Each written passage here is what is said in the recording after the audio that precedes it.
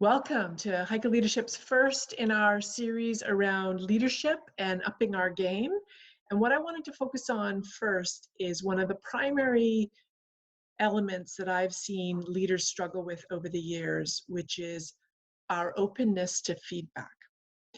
Now, you've seen this several times before, whether or not it's in a colleague or in yourself, that when tough feedback comes, either in a surprise package slapped upside the head or in some skillful delivery of some kind, there's still a defensive response that ends up getting in the way of someone being able to hear the feedback and do something with it.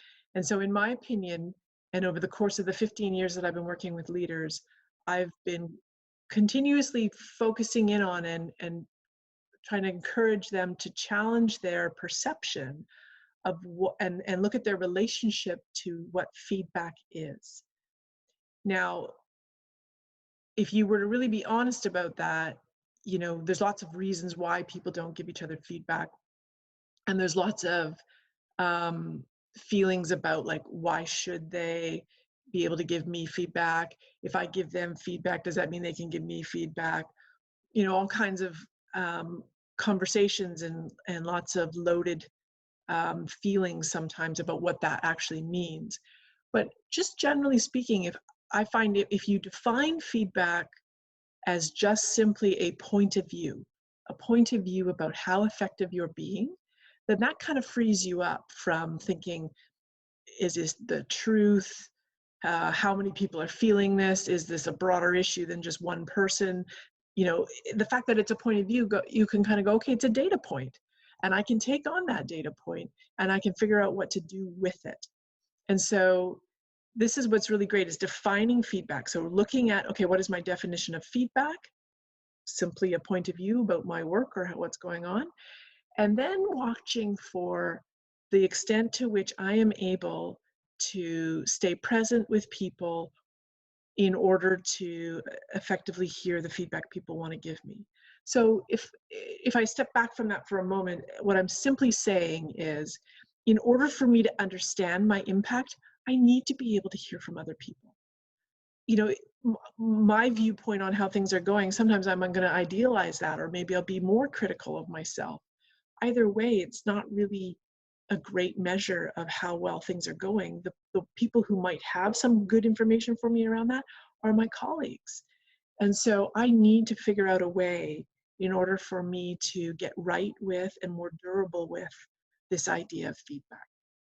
And in my opinion, and one thing that I do often with leaders, sometimes we'll do a 360 exercise in order to get feedback all the way around from them. And we talk about some very important elements of how to interpret 360 feedback and make sure that an organization is ready. And there's some things you have to do to make sure those processes run well and are effective. But just generally speaking, what I would recommend to every leader is that you go out and actively seek feedback, as opposed to sit back and wait for it to come to you. And so you might be saying, well, how the heck do I do that? Well, it's as simple as going to 2 or 3 of your trusted colleagues, peers, maybe even you involve your boss at some point, and your direct reports. And you say things like, what do you see me doing well? And what would you like to see me do more of or differently? And those questions come from leadership guru Marshall Goldsmith in the US, right? This is a very common approach he uses. He calls it feed forward. And it's feed forward because it's forward looking, not feedback like, what did I do poorly in the past? But I love those questions. I think they're a lot easier for people to answer. What do you see me do well? And what would you like to see me do more of or differently? They're easy for people to answer because they're forward looking. They're easy for people to accept because they're forward looking. And besides that, they also allow for a balance, right? Because I'm also saying what I really appreciate about you, or what I value about what you do, as well as a suggestion or an idea for something you could do more of or differently.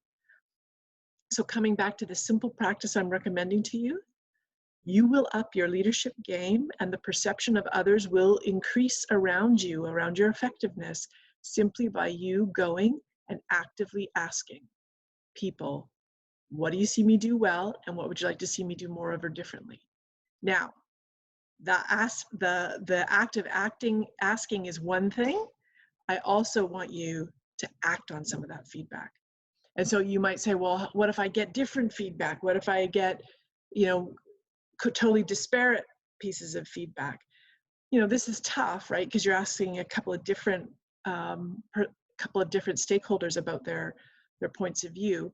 So in that way, it's a judgment call, but you've got to measure out, what do you believe of those suggestions you've received will make the greatest difference, or what do you believe would have the greatest impact, or which one do you think makes the most sense? And what you might do is go run it by your boss. You might say, hey, look, I heard some suggestions to try this. This is what I'm thinking about doing. What do you think? Right? That's a way of socializing and getting another data point to substantiate, am I going in the right direction? The simple truth is this, that as a leader, if you are willing and flexible to try different things and to ask for the suggestions in the first place, you're already 10 steps ahead of some of your peers. And that's the truth. All right, get on out there and up your game. I look forward to hearing how it's going. So write me and let me know.